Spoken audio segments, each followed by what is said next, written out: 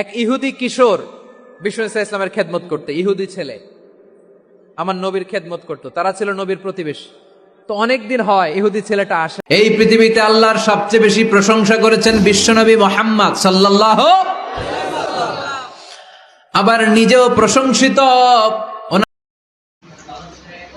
প্রিয় দর্শকবৃন্দ, আপনাদের সবাইকে জানাই আন্তরিক শুভেচ্ছা ও স্বাগত। আমরা সবাই জানি ইসলাম একটি পূর্ণাঙ্গ জীবন ব্যবস্থা। এই দিন আমাদেরকে শিখিয়েছে কিভাবে চলতে হবে, কিভাবে কথা বলতে হবে, কিভাবে মানুষকে ভালোবাসতে হবে, কিভাবে আল্লাহর সন্তুষ্ট হবে। আজকের এই আলোচনার মাধ্যমে আমরা চেষ্টা করব কোরআন ও হাদিসের আলো থেকে কিছু শিক্ষা নেওয়ার, আমাদের ভুলগুলো সংশোধন করা এবং সত্যিকার অর্থে মুসলমান হিসেবে নিজেদের গড়ে তোলা। তাই অনুরোধ রইল, মনোযোগ দিয়ে শুনবেন এবং চিন্তা করবেন, আর যা শিখবেন তা নিজের জীবন এবং পরিবারের জীবনে বাস্তবায়ন। এক ইহুদি কিশোর বিষ্ণু ইসলামের খেদমত করতে, ইহুদি ছেলে আমার নবীর খেদমত করত, তারা ছিল নবীর প্রতিবেশী। তো অনেকদিন হয় ইহুদি ছেলেটা আসে না। বিষ্ণুনবী খোঁজ দিলেন, ঘটনা কি? একটা ইহুদি ছেলে না আমার খেদমতে আসতো, ছেলেটা কই? খোঁজ নিয়ে জানলেন ছেলেটা অসুস্থ। বিষ্ণু ইসলাম ওই ইহুদির বাড়িতে চলে গেলেন ওই ছেলেটাকে দেখা করার জন্য, ভিজিট করার জন্য। সুবহানাল্লাহ পড়বেন না? গেলেন, যে দেখে ইহুদি ছেলেটা মুমূর্ষ, জান যায় যায় ভাব, বিছানায় পড়ে আছে, তার বাবা দাঁড়ানো।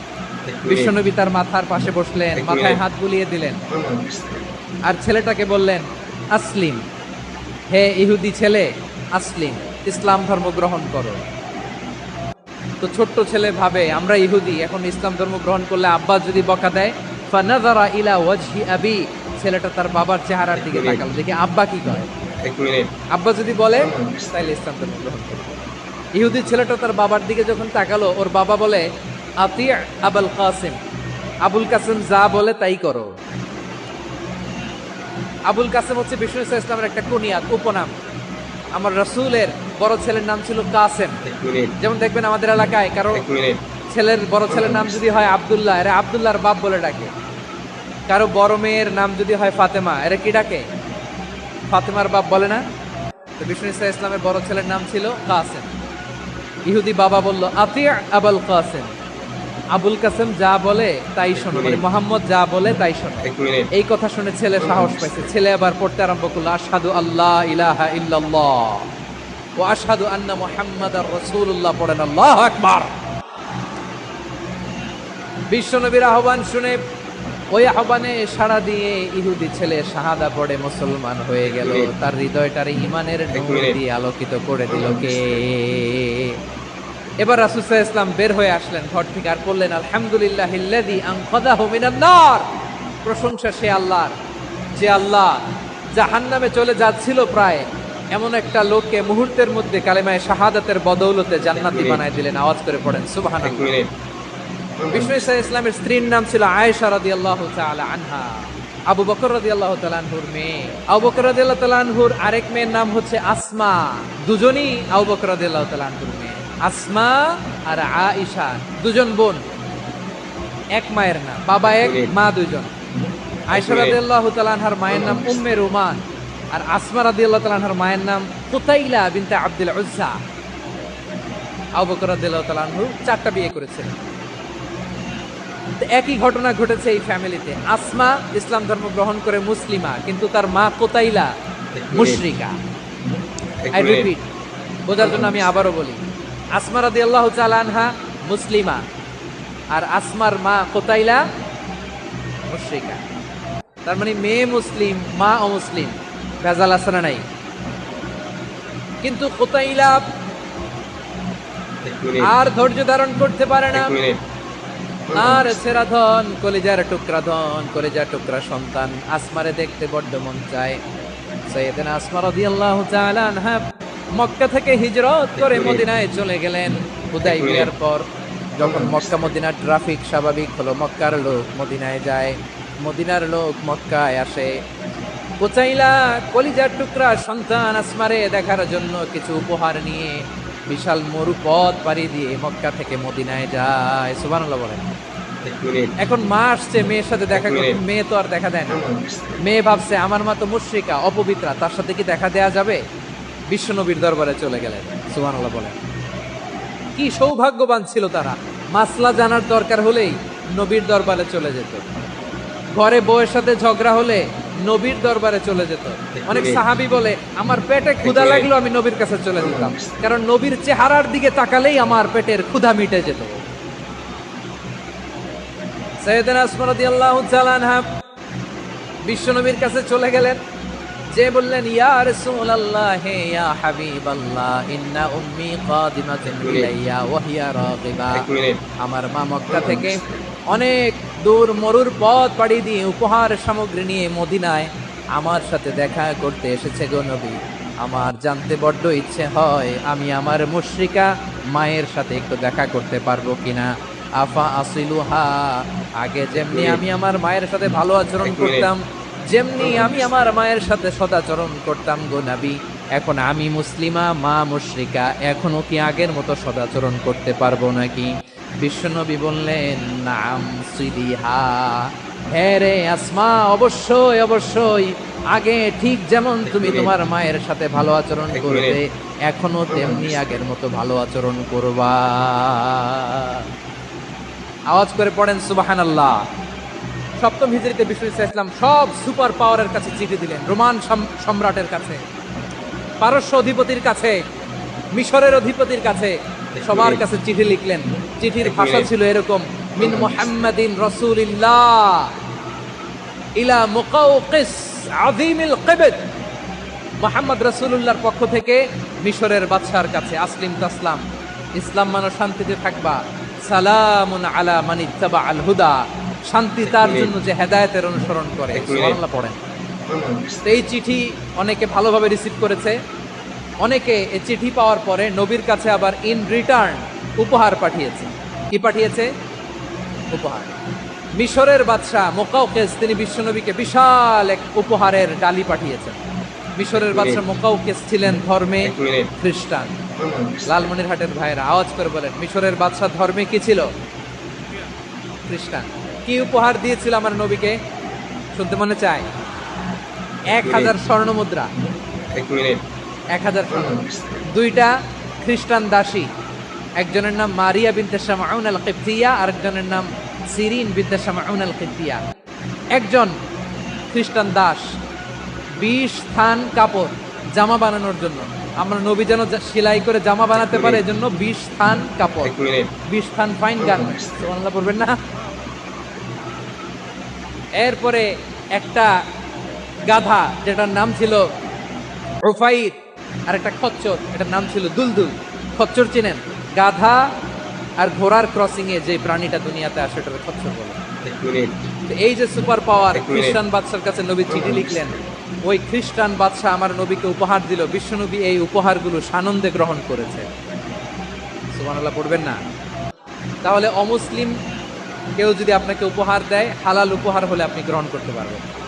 অনুরূপভাবে পারস্যের বাদশাহ রোম সম্রাট বিশ্বনবীকে উপহার পাঠিয়েছেন, আমার নবী সবগুলো উপহার গিফট গ্রহণ করেছেন। সুবহানাল্লাহ বলেন। তাহলে প্রিয় লালমনিরহাট আওয়াজ করে বলুন, ইসলাম কি ন্যারো মাইন্ডেড রিলিজিয়ন না ব্রড মাইন্ডেড?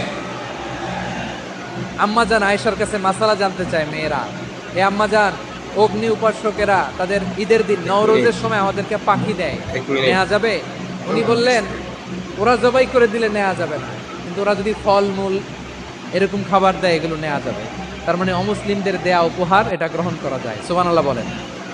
শুধু তাই নয়, বিষ্ণু ঈসা ইসলাম অমুসলিমদের সাথে আর্থিক লেনদেনও করেছেন, ফিনান্সিয়াল ডিলিং করেছেন। অমুসলিমদের সাথে প্রয়োজনে আপনি ফিনান্সিয়াল ডিলিং করতে পারবেন। আমরা প্রায় দেখি বাজারের মিষ্টির দোকানগুলো আমার হিন্দু ভাইদের। লালমনিরহাটে মিষ্টির দোকান, দইয়ের দোকান কারা চালায়? তারপরে যে বারবার শপ, চুল কাটে যে নাপিত, অধিকাংশ নাপিতের দোকানে কারা? আমার হিন্দু ভাইরা। আপনি চুল কাটতে পারবেন কিনা? পারবেন কিনা বলেন? পারবেন। তার দোকান থেকে দই মিষ্টি কিনতে পারবেন কিনা? হ্যাঁ, আমার মুসলিম ভাইয়ের দোকান থাকলে ওইটারে আমি বেশি প্রায়োরিটি দিব, ঠিক কিনা? কিন্তু যদি তাদের সার্ভিস নিতে চান, প্রোডাক্ট নিতে চান, পারবেন। তার দলিল সহিহ বুখারী, আম্মা জান আয়েশা রাদিয়াল্লাহু তাআলা আনহা বলেন, ইশতারা রাসূলুল্লাহ সাল্লাল্লাহু আলাইহি ওয়াসাল্লাম মিন ইয়াহুদিন তুআমান ওয়া রাহানাহু দিরআহু মিন হাদিদ। রাসূল সাল্লাল্লাহু আলাইহি ওয়াসাল্লাম এক ইহুদির কাছ থেকে, কার কাছ থেকে? আমার নবী, পেয়ারা নবী এক ইহুদির কাছ থেকে জব কিনেছিল। জব বার্লি, যেটা দিয়ে রুটি বানায়, ওই জবের দাম দেওয়া টাকা পয়সা নবীর কাছে ছিল না। ফলে নবী ওনার একটা পোশাককে মর্গেজ রেখেছিলেন, মর্গেজ, বন্ধক, যে এখন এটার দাম দিতে পারবো না, কয়েক কেজি বার্লি নিয়ে যাই আর বন্ধক হিসেবে আমার জামাটা রেখে গেলাম, যেই দিন দাম দিব ওই দিন জামাটা ছুটাই নিয়ে যাব। বাকিতে নিছিলেন, বাকিতে। দিরআহু মিন হাদিদ, লোহার তৈরি বর্ম, মানে যুদ্ধের পোশাক, লোহা দিয়ে বানানো। বিষ্ণুই বললেন কয়েক কেজি জব দাও, টাকাটা পরে দিব, এখন টাকা নাই, বন্ধক হিসেবে, মর্গেজ হিসেবে আমার জামা রেখে গেলাম, যখন টাকা দিব জামা ছুটাই নিব। আওয়াজ করে বলতে হবে সুবহানাল্লাহ। এ থেকে বোঝা গেল অমুসলিমদের সাথে ফিনান্সিয়াল ডিলিং করা যায়, অর্থনৈতিক লেনদেন করা যায়, কেনাবেচা করা যায়, প্রোডাক্ট কেনা যায়। এমনকি আমাদের মসজিদে নববীতে বারান্দায় আপনারা একটা অটোমেটিক ফ্লাইং আমব্রেলা দেখছেন? সূর্য যখন বাড়ে মসজিদে নববীর বারান্দায় ইয়ার্ডের মধ্যে অটোমেটিক্যালি কিছু আমব্রেলা আছে, সা করে খুলে যায়, আর সূর্যের তাপ লাগে না। আবার সন্ধ্যাবেলায় এই আমব্রেলাগুলো ওরা ক্লোজ করে ফেলে, দেখেন নাই না? দেখছেন? এই মসজিদে নববীকে সর্বোচ্চ উন্নত মানের কনস্ট্রাকশন ইনফ্রাস্ট্রাকচারে ডেভেলপ করার জন্য কর্তৃপক্ষ কিছু অমুসলিম ইঞ্জিনিয়ারের, ডিজাইনারের সহায়তা নিয়েছিল। সুবহানাল্লাহ বলেন। কোন দলিলের ভিত্তিতে? এই দলিলের ভিত্তিতে যে বিষ্ণু ইসা ইসলাম অমুসলিমদের সাথেও লেনদেন করেছেন। আওয়াজ করে বলতে হবে আল্লাহু আকবার। শুধু তাই নয়, ইন কেস অফ ইমার্জেন্সি, প্রয়োজনে ইসলামের খাতিরে, ইসলামকে সামনের দিকে এগিয়ে নিয়ে যাওয়ার জন্য অমুসলিমদের সাপোর্ট নেওয়া জায়েজ আছে। সুবহানাল্লাহ বলেন। অমুসলিমদের সাপোর্ট নেয়া, তাদের থেকে অর্থ নেয়া, পলিটিক্যাল সাপোর্ট, পলিটিক্যাল অ্যাসাইলাম নেওয়া জায়েজ আছে। খুলনাতে সর্বশেষ যে আমি প্রোগ্রাম করে গেলাম, সেখানে কয়েকশো হিন্দু ভাই আসছে আমাদের আলোচনা শুনতে, আলহামদুলিল্লাহ।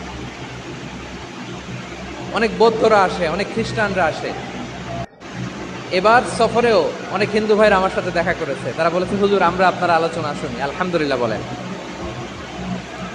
So it's our responsibility to present our religion to our non-Muslim brothers and sisters. আদতে বাংলাদেশের ইতিহাস বলে আমাদের দেশে কোনো দাঙ্গা নাই, আছে? লালমনিরহাটের ভাইরা আওয়াজ করে বলেন, আমাদের দেশে হিন্দু মুসলিম দাঙ্গা আছে? আমরা ভাই ভাই, আওয়াজ করে বলুন তো আমরা কি ভাই ভাই। কিন্তু কিছু দুষ্ট লোক আছে, তারা আমাদের সম্পর্কের মধ্যে ফাটল ধরাতে চায়, ঠিক কিনা বলেন? মাঝে মাঝে ঝগড়া লাগাতে চায়। দেখবেন পত্রপত্রিকায় দেখা যায় বিভিন্ন ধর্মীয় উপাসনালয়গুলোতে হামলা চালানো হয়। এগুলো রাজনৈতিক উদ্দেশ্য প্রণোদিত, এগুলোর সাথে ইসলামের কোনো সম্পর্ক নাই। এজন্য এই দুর্বৃত্তদের ব্যাপারে আমাদের সাবধান থাকতে হবে। আমরা সবসময় যেমনি ঐক্যবদ্ধ, ইউনাইটেড, আমরা যদি এরকম ইউনাইটেড থাকি, এই সমস্ত দুর্বৃত্তদের কালো হাত ভেঙে দিতে আমাদের 1 ঘন্টাও লাগবে না। চিল্লায় বলো ঠিক কিনা? আমরা সংঘবদ্ধ থাকবো। এই যে আমাদের পিসফুল কোএক্সিস্টেন্স, শান্তিপূর্ণ সহাবস্থান। হিন্দুরা পূজা করে, যেদিন হিন্দুদের পূজা অনুষ্ঠান আমরা ওই দিন তাফসির মাহফিল করি না, ঠিক কিনা বলেন? যেদিন আমাদের তাফসিরুল কোরআনের প্রোগ্রাম, ওই দিন আমাদের হিন্দু ভাইরা ডিস্টার্ব করে না। সুবহানাল্লাহ। হিন্দুদের পূজা অনুষ্ঠানে মাদ্রাসার ছাত্র যে পাহারা দেয়, গোটা বিশ্বে এরকম দৃষ্টান্ত, নজির বিরল, ঠিক কিনা বলেন?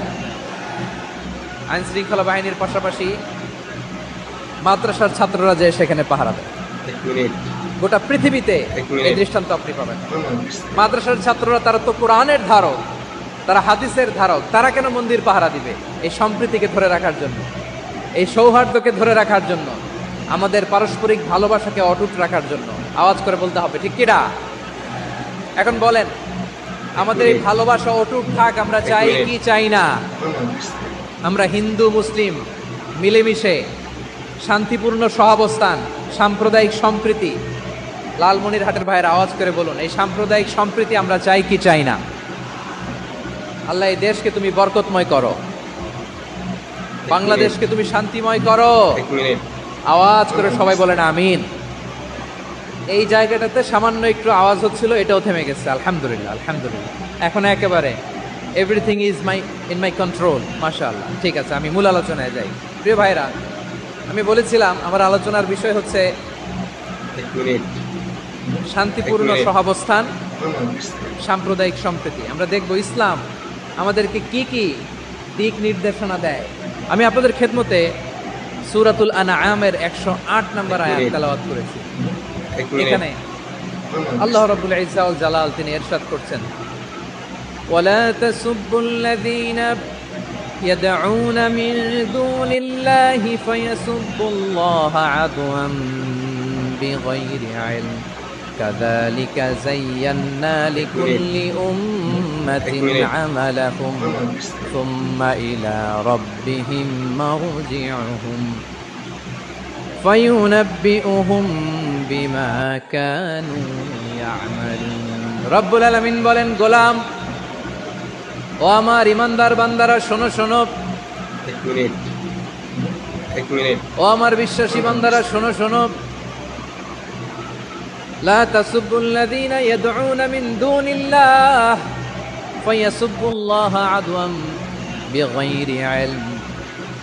ও আমার বিশ্বাসী বান্দারা, যারা আল্লাহকে ব্যতি রেখে, আল্লাহকে বাদ দিয়ে অন্য উপাস্যকে ডাকে, দেবীর পূজা করে, দেবতাদের পূজা করে, তোমরা খবরদার তাদের গালি দিও না। আওয়াজ করে বলেন, কি দিও না? আল্লাহ বলেন, ও বিশ্বাসীরা শোনো, যারা আল্লাহকে বেছে রেখে দেব দেবীর পূজা করে, অন্য উপাস্যের পূজা করে, তাদেরকে ডাকে, ওই দেবতাদেরকে তোমরা গালি দিও না। যদি ওই দেবতাদেরকে গালি দাও, তাহলে ভুলবশত, শত্রুতাবশত তারা তোমাদের রব আল্লাহকে গালি দেবে, ঠিক কি না? তোমরা যদি তাদের দেবতাদের গালি দাও, ওরা রেগে তোমার আল্লাহরে গালি দিবে, তাহলে আল্লাহরে গালি খাওয়ানোর কারণ হয়ে গেলাম আমি, ঠিক কি না? বলেন। রব্বুল আলামিন বলেন, খবরদার বিশ্বাসীরা, আল্লাহ ছাড়া যারা অন্যান্য উপাস্যদেরকে ডাকে, দেবতাদেরকে ডাকে, তাদেরকে তোমরা গালি দিও না। ওই সমস্ত দেবতাদেরকে যদি তোমরা গালি দাও, তাহলে তারা আল্লাহকে গালি দিবে, ঠিক কিনা বলেন? এক মিনিট আমরা দেবতাদের গালি দিলে ওরা আল্লাহকে গালি দিবে। রব্বুল আলামিন বলেন, খবরদার দেবতাদেরকে গালি দিও না, তাহলে ওরা। এই পৃথিবীতে আল্লাহর সবচেয়ে বেশি প্রশংসা করেছেন বিশ্বনবী মুহাম্মদ সাল্লাল্লাহু আলাইহি ওয়াসাল্লাম। আবার নিজেও প্রশংসিত, ওনার এক নাম আহমদ, মানে যিনি সবচেয়ে প্রশংসা করে। আবার মুহাম্মদ মানে নিজেও প্রশংসিত। জান্নাতীদেরকে নিয়ে বিশ্বনবী যখন কিয়ামতের দিন বিচার শেষে জান্নাতের দরজায় যে কড়া নাড়বে, ওই দিন বিশ্বনবীর হাতে একটা পতাকা থাকবে। ওই পতাকার মধ্যে ওই শব্দটা লেখা, সূরাতুল ফাতিহার প্রথম শব্দ যেটা। সূরাতুল ফাতিহার প্রথম শব্দ কি? আলহামদু। বিশ্বনবীর হাতের পতাকায় ওইটা লেখা থাকবে, লিওয়াউল হামদ, প্রশংসার পতাকা। সুবহানাল্লাহ পড়বেন না? তার মানে আমরা এই সিদ্ধান্তে উপনীত হলাম যে সব সময় প্রশংসা করতে হবে একজনের। তিনি কে? আল্লাহ বললেন, আলহামদু আলহামদু লিল্লাহ, সব প্রশংসার মালিক হলেন আল্লাহ। কি সুন্দর নাম তার, কি মজার নাম। আলিফ লাম লাম হা, আলিফ লাম, সবাই বলেন আলিফ লাম লাম হা, আওয়াজ করে আলিফ লাম লাম হা। এটা কার নাম? আল্লাহর নামটা জপতে কেমন লাগে? হৃদয় থেকে এই গভীর রাতে আল্লাহর একটা ডাক দেন তো, বলেন আল্লাহ। প্রাণটা জুড়িয়ে আবারও আল্লাহরে ডাকেন, বলেন ইয়া আল্লাহ। নামটা মজা লাগে না? আল্লাহ বলেন, হুয়াল আউয়াল ওয়াল আখির ওয়াল যাহির ওয়াল বাতিন, তিনি প্রথম, তিনি শেষ, তিনি প্রকাশ্য, তিনি গোপন। সুবহানাল্লাহ। তার মানে প্রথমে কে, শেষে কে? প্রথমে আল্লাহ আল্লাহ, শেষেও আল্লাহ আল্লাহ, আকাশে আল্লাহ আল্লাহ, জমিনে আল্লাহ আল্লাহ। সবাই পড়েন, প্রথমে আল্লাহ আল্লাহ, শেষেও আল্লাহ আল্লাহ, আকাশে আল্লাহ আল্লাহ, জমিনে আল্লাহ আল্লাহ। নিখিল জাহান গায়ে গুণগান, তার নামে গাই আমরাও গাহি তাআলা, হামদে বারি তাআলা, হামদে বারি তাআলা, হামদে বারি তাআলা। সুবহানাল্লাহ পড়েন। আলহামদুলিল্লাহ, সকল প্রশংসার মালিক কে? আল্লাহ বললেন, সকল প্রশংসার মালিক হলাম আমি, আর আমি হলাম রব্বিল আলামিন। জগৎ সমূহের রব। আল্লাহর আরেক নাম হলো রব। আল্লাহর আরেক নাম কি? কবরের প্রথম প্রশ্ন কি? তোমার রব, তোমার রব কে? আমাদের উত্তর কি? আমরা বলবো আল্লাহ আমারে রব, আল্লাহ আমারে রব, দমে দমে তনু মনে তারি অনুভব। আল্লাহ আমারে রব, তোমার দুনিয়াতে আমি যেদিকে তাকাই অথই নিয়ামাতে ডুবে আছি সবাই। পাখ পাখালির গানে শুনি তাসবিহ কলরব, তাসবিহ কলরব। আল্লাহ আমারে রব, ওনার নাম হচ্ছে রব। নাম কি? এজন্য আমরা যখন দোয়া করি, দোয়ার শুরুতে কোন শব্দ থাকে? রব।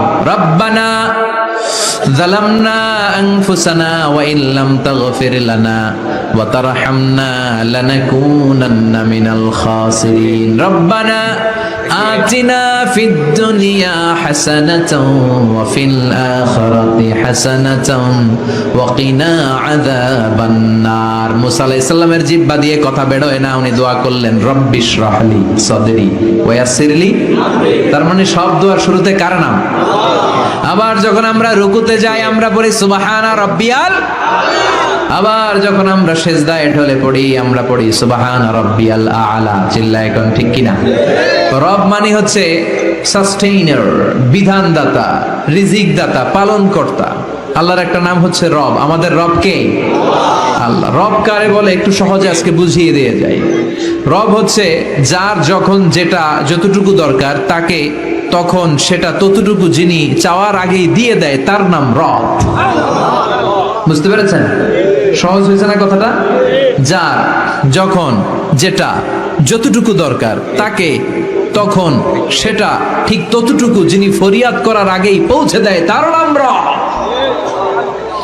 আমাদের যখন যেটা লাগে ব্যবস্থা করে কে? মায়ের পেটে 8 মাস ছিলাম, 9 মাস ছিলাম, 10 মাস ছিলাম। এই 8 মাস 9 মাস আমারে খাবার দিল কে? পানি দিল কে? অক্সিজেন দিল কে? চাইছিলেন? মায়ের পেটে চাইছিলেন না আল্লাহর কাছে যে আল্লাহ ঠিক মতো দিও, টাইমলি খাবার পাঠায় দিও? চাইছিলেন? চাওয়ার আগে যার যা লাগে কে দেয়? তাকে বলে রব। আবার মায়ের পেট থেকে দুনিয়ায় আসলেন, আমার মায়ের জরায়ুর সাথে আমার নাড়ের একটা কানেকশন, একটা লাইন, ওই লাইন দিয়ে আল্লাহ 9 মাস যাবত আমারে পানি দিলেন, খাবার দিলেন, অক্সিজেন দিলেন। সঙ্গত কারণেই দুনিয়াতে আসলে দুনিয়ার মানুষ ওই লাইনটা কেটে দেয় নাকি রেখে দেয়? কেটে দেয়। কেটে দিলে বাচ্চা প্রথম চিৎকারটা দেয়, মানব শিশু প্রথম চিৎকার হাঁকে পৃথিবীতে, ওয়া ওয়া। আমরা শুনি ওয়া, আসলে আল্লাহরে ডাক দেয়। আল্লাহরে ডেকে বলে মাবুদ, খাবারের, অক্সিজেনের আর পানির একটা মাত্র লাইন ছিল, চিল্লায় বলেন কয়টা? দেখো দুনিয়ার মানুষ কত অনিষ্ঠুর। আসার সাথে সাথে কারোর সাথে আমার শত্রুতা নাই, জমি নিয়ে মারামারি নাই, কিলাকিলি নাই। একটা মাত্র খাবারের লাইন দিয়ে 10 মাস বেঁচেছিলাম। মানুষগুলো নিষ্ঠুর, খাবারের একটা লাইন কেটে দিল, এখন খাবো কি? আল্লাহ বলেন গোলাম, যে আল্লাহ 10 মাস ধরে মায়ের পেটে খাওয়ালাম, ওই আল্লাহ এখনো আছি না নাই? একটা লাইন ছিল মায়ের নাড়ের ভেতরে, খাবারের একটা লাইন। চিন্তা নাই, কষ্ট নাই, দুঃখ নাই। একটা খাবারের লাইনের বদলে আজ থেকে তোর মায়ের বুকের ভেতরে খাবারের 2টা লাইনের ব্যবস্থা করে দিলাম। চাইছিলেন যে আল্লাহ আসার সাথেই তো আমার লাইন কেটে দিবে, খানা কিন্তু রেডি রেখেন আল্লাহ? চাইছিলেন না সবাই? চাওয়ার আগে যার যা লাগে যিনি দিয়ে দেয় তার নাম। তাফসীর বুঝতে পারছেন? এরপরে মায়ের দুধ খেতে লাগলাম। মায়েরা গভীর রাত মাইকের সাউন্ড যাদের কানে যায়, বুকের দুধ খাওয়াবেন ছেলে মেয়েদেরকে। বাচ্চা ডেলিভারি হওয়ার পরেই মায়ের বুকে যে দুধটা, সেটার বলে শাল দুধ। এটা আল্লাহর পক্ষ থেকে বাচ্চার জন্য প্রাকৃতিক টিকা। সুবহানাল্লাহ কবেন না? আমরা হসপিটালে যে টিকা দেই 5টা 7টা, প্রথম টিকাটা আল্লাহ ফ্রি দিয়ে দিছে। বাচ্চাদের গ্রোথ হবে না যদি না খাওয়ান। খাওয়াবেন, সব মায়েরা খাওয়াবেন। ওয়াল ওয়ালিদাতু ইউরদি'না আওলাদাহুন্না হাওলাইনি কামিলাইন, 2 বছর খাওয়াবেন। যারা বৃদ্ধাশ্রমে থাকতে চান না তারা খাওয়াবেন। ছেলে আমার মস্ত মানুষ, মস্ত অফিসার, মস্ত ফ্ল্যাটে যায় না দেখায় পারে ও পার, নানান রকম জিনিস আর আসবাব দামি দামি, সবচেয়ে কম দামি ছিলাম একে মাত্র আমি। ছেলের আবার আমার প্রতি অগাধ সম্ভ্রম, আমার ঠিকানা তাই বৃদ্ধাশ্রম। কি দুঃখের কথা, মা কেঁদে কেঁদে বলে কোনো মা বাবার জন্য বৃদ্ধাশ্রমে থাকা না লাগে, ঠিক কিনা? তো বৃদ্ধাশ্রমে যারা থাকতে চান না তাদেরকে দুধ খাওয়াবেন, দেখবেন এই ছেলেগুলো এরকম ডাকাত হবে না। আল্লাহ তুমি বুঝার তৌফিক দাও। তার মানে মায়ের পেটে যখন ছিলাম খাবার দিল কে? দুনিয়াতে আসার পরে বুকের দুধের ব্যবস্থা করলো কে? আচ্ছা, মায়ের বুকের দুধ যখন আমরা খেতাম আমাদের দাঁত ছিল? ছিল না। তার মানে দাঁত দরকার নাই, দেয়ও নাই। বয়স আমার 1 বছর 2 বছর যখন হইতে শুরু করলো, একটু বড় হয়েছে, এখন তো শুধু দুধে চলবে না, এখন মাছ খাইতে হবে, গোশ খাইতে হবে, কুরবানির হাড্ডি চাবাইতে হবে, কথা কন। তো এখন আমার দাঁতের দরকার আছে না নাই? দাঁত যখন দরকার ছিল না দেয় নাই, যখনই দরকার তখনই দিছে কে? আবেদন করছিলেন না অনলাইনে? কথা কন, অনলাইনে আবেদন করছিলাম তো আমরা, জাল্লা বয়স যখন ঠিক এই পর্যায়ে চলে যাবে দাঁত দিও তুমি, দাঁত চাইছিলেন? চাওয়ার আগে যিনি দেয় তার নাম। দেখেন বাংলাদেশে ভাল্লুক, উল্লুক, বাঘ যেগুলো আছে এগুলোর গায়ের পশমগুলো পাতলা। এই বাঘই যেগুলো স্ক্যান্ডিনেভিয়ান কান্ট্রিগুলোতে, সাইবেরিয়াতে আছে, ডেনমার্কে আছে, সাইবেরিয়াতে, তারপর নরওয়েতে, অসলোতে যেই বাঘ ভাল্লুকগুলো আছে ওদের চামড়া ইয়া মোটা, মনে হয় যেন প্রাকৃতিক কম্বল দিয়ে আল্লাহ এই সিংহটারে তৈরি করছে। উট শুধু আরব দেশেই নাই, আরব দেশের উটের চামড়া বড় পাতলা, কিন্তু নরওয়ে, স্ক্যান্ডিনেভিয়ান ওই বরফের এলাকাতে উট হয়, ওই উটের গায়ের মধ্যে ইয়া লম্বা লম্বা পশম। তার মানে ওখানে প্রচন্ড ঠান্ডা, ওখানে সার্ভাইভ করতে গেলে, বাঁচতে হলে গায়ের মধ্যে মোটা কম্বল লাগবে। চাওয়ার আগেই ওই প্রাণীগুলোরে কম্বল দিয়ে পাঠিয়েছে কে? আবার এই দেশের প্রাণীগুলোর চামড়া যদি মোটা হতো, উলের পশম থাকতো আর কম্বলের মতো সেটিং করা থাকতো, এই দেশের বাঘ ভাল্লুক গুলার কষ্ট হতো। তাই এই দেশের বাঘ ভাল্লুক আর ওটের চামড়া পাতলা করেছে কে? সুবহানাল্লাহ কইবেন না? যার যখন যেটা যতটুকু দরকার তাকে তখন সেটা ততটুকু চাওয়ার আগে যিনি দেয় তার নাম আল্লাহ। বললেন আমি হলাম রব্বিল আলামিন, জগৎ সমূহের রব। আলাম মানে একটা জগৎ, আলামিন মানে অনেক জগৎ, মাল্টি ডাইমেনশনাল ইউনিভার্স। উদ্ভিদ জগতের রব তিনি, প্রাণী জগতের রব তিনি, সাগর জলের অতল গহ্বর জগতের রব তিনি, মহাকাশের জগতের রব তিনি, সৌর জগতের রব তিনি, অদৃশ্য জগতের রব তিনি। চিল্লায় বলেন ঠিক কিনা? এজন্য আল্লাহ বললেন আলহামদুলিল্লাহ রাব্বিল আলামিন, যত জগৎ আছে সব জগতের রব আল্লাহর জন্য প্রশংসা। রাজি আছেন? আর রহমানির রহিম, তিনি দয়ার সাগর, তিনি দয়ালু, তিনি মায়াবী, তার মায়ার শেষ নাই, তার দয়ার শেষ নাই, তিনি দয়ার সাগর। আল্লাহ তুমি দয়ার সাগর, রহমানুর রহিম, তোমার দয়াই পূর্ণ আমার সারা নিশিদিন। সুবহানাল্লাহ পড়েন। আল্লাহ বলেন রাহমাতি ওয়াসিআত কুল্লা শাই, সব জায়গায় আমার রহমত বিস্তৃত, এমন কোন জায়গা নাই যেই জায়গায় আমি আল্লাহর রহমত নাই। আল্লাহর রহমত ছাড়া পৃথিবীতে কিছু হয় নাকি? এই যে আজকে বসে আছি ওয়াজ শুনতেছি, কার রহমতে? কার দয়ায়? আল্লাহ বললেন এই রহমত, দয়ার, ভালোবাসারে আমি সৃষ্টি করার পরে 100 টুকরা করলাম। কয় টুকরা? 100 টুকরা করার পরে নিজের মধ্যে আমি 99 টুকরা দয়ার ভালোবাসা রেখে দিলাম। 1 টুকরা দয়া মায়া পৃথিবীর সবার মাঝে ঢেলে দিলাম। সাইয়েদনা আদম থেকে শুরু করে up to the day of judgement, কিয়ামত পর্যন্ত সবার মাঝে আল্লাহ রহমতের 1 টুকরা দিছে, ছিটে ফোঁটা। হুজুর পাইছে একটু, আমি পাইছি একটু, উনি পাইছে, উনি, সবাই মিলে আমরা 1 ফোঁটা ভাগে যোগে পাইছি দয়ার ভালোবাসা। সবাই মিলে 1 ভাগ ভালোবাসার, আর 99 ভাগ ভালোবাসা কার? ওনার ভালোবাসা বেশি না কম? 1 ভাগ ভালোবাসা আমরা পেয়ে পৃথিবীতে ভালোবাসার গানের শেষ নাই, ভালোবাসার মুভির শেষ নাই, ভালোবাসার উপন্যাসের শেষ নাই। 1 ভাগ ভালোবাসা আমরা পেয়ে কত ভালোবাসার গান, নাটক, সিনেমা। তো 1 ভাগ ভালোবাসার ঠেলা যদি এমন হয় যার মধ্যে তিনি 99 টুকরা ভালোবাসা রেখে দিয়েছেন, তার ভালোবাসাটা কত? 1 টুকরা ভালোবাসার নমুনা হিসেবে আমরা দেখি ছেলের জন্য বাবা জীবন দেয়, আছে না নাই? ছেলের অ্যাক্সিডেন্ট থেকে বাঁচাতে যে ছেলেটারে ধাক্কা মেরেছে, গাড়ি এসে বাবারে থেতলে ফেলেছে। বন্যার পানিতে মা ডুবে যায়, ছোট কন্যাটারে বালতির মধ্যে ধরে রেখেছে, পানি খেতে খেতে মা দুনিয়ায় নাই, মেয়েটা মরে নাই, আছে না নাই? এক টুকরা ভালোবাসার ছিটে ফোঁটা তুমি পেয়েছো। তার নমুনা যদি এমন হয়, 99 টুকরা ভালোবাসা নিয়ে যিনি আরশের উপরে আছে, তার দয়া কত। Do you feel that? Do you imagine that? আপনি কি এটা ফিল করেন? আপনাকে ফিল করতে হবে। এজন্য আল্লাহ বলে, গোলাম 24/7, 24 ঘন্টা আমার দরজা খোলা। কত পাপ করেছিস, কত অন্যায় করেছিস, কত পর্নোগ্রাফি দেখেছিস, কত হিন্দি সিনেমা দেখেছিস, কত অশ্লীল মেয়েদের নাচ দেখেছিস, রাত্রিবেলা নেকেড ভিডিও দেখেছিস, কত অন্যায় করেছিস, আজও আমার দরজা তোর জন্য খোলা আছে না নাই? চোখের পানি ছাড়, যায় নামাজটা বিছিয়ে দে, 2 রাকাত নামাজ পড়ে আমারে ডাক দে, ডাক দেওয়ার সাথে সাথে তোর দোয়া কবুল হয়ে যাবে। কত পাপ করেছিস, আল্লাহ ডেকে বলে, তোর পাপ যদি হয় খালের পানির সমান, বিলের পানির সমান, আমি আল্লাহর দয়া তো সাগরের পানির সমান। তোর পাপ যদি হয় পাহাড়ের সমান, জেনে রাখ আমি আল্লাহর দয়া আকাশের সমান। ভরসা লাগে? আল্লাহর উপর ভরসা লাগে না? মনে রাখবেন, এখানে আমরা সবাই পাপী। আমরা কি? কুল্লুকুম খাত্তাউন খায়রুল খাত্তাইন আত-তাওয়াবুন। সবাই পাপী, কিন্তু সবচেয়ে ভালো পাপী ওই পাপী যেই পাপী পাপ করার পরেই তওবা করে। তওবা করতে রাজি আছেন তো? যত পাপ আপনার হোক, টেনশন নাই, আমাদের ভরসা একজনের উপর। চিল্লায় বলেন, তিনি কে? বনি ইসরাইলের এক আবেদ 100 বছর ইবাদত করেছে। কিয়ামতের দিন আল্লাহ খুশি হয়ে বলবেন, ও আল্লাহর ওলি, উদখুলিল জান্নাতা বিরহমাতি, go to the paradise with my mercy. আমার দয়া আর ভালোবাসায় জান্নাতে ঢুক। আল্লাহর ওলি বলবে, বালবি আমালি, আপনার দয়া দিয়ে জান্নাত কেন? আমার আমল দিয়ে যেতে চাই, আমি নামাজ তো কম পড়ি নাই, তো দয়া লাগবে কেন আপনার? আল্লাহ বলবেন, তাই? আমার দয়া ছাড়া তুই জান্নাতে যেতে পারবি? কি আমল করেছিস তুই? ওকে, লেটস মেক এ ক্যালকুলেশন, চল একটা হিসাব করি।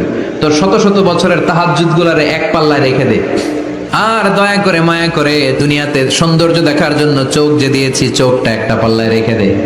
এক পাল্লায় 500 বছরের তাহাজ্জুদ, আরেক পাল্লায় কি? এই দুটি চোখ দিয়েছি বলে দেখো যে কত অপরূপ, নয়নাভিরাম খেতে খামারের জুড়াই জ্বালা, বিধুর ধূপ তোমার দেয়া চোখের শুকুর জানাবো তার ভাষা কই। যতই দেখি ততই যেন পলক ছাড়া চেরই। সুবহানাল্লাহ পড়েন। এক পাল্লায় চোখ রাখা হবে, আর এক পাল্লায় 500 বছরের তাহাজ্জুদ রাখা হবে। ওজন দেওয়ার পরে দেখা যাবে মুহূর্তের মধ্যে চোখের পাল্লা ভারী হয়ে গেছে।